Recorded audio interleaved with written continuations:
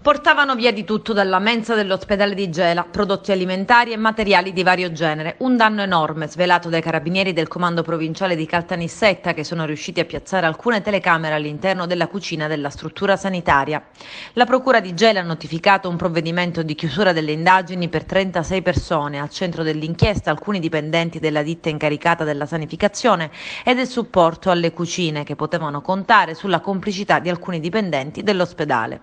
Fra i soggetti coinvolti nei furti, oltre ai dipendenti della ditta, i loro familiari e cuochi e alcuni operatori sanitari, anche il cappellano dell'ospedale.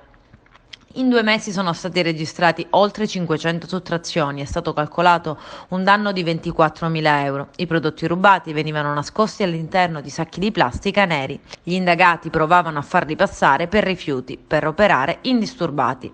Nell'ambito dell'indagine, i carabinieri di Gela hanno già arrestato in flagranza di reato 2 impiegati della ditta. Nel corso delle perquisizioni a casa e nelle loro auto sono stati trovati tantissimi prodotti trafugati nella cucina della mensa. Le telecamere hanno svelato anche azioni vandaliche sui distributori automatici per trafugarne il contenuto.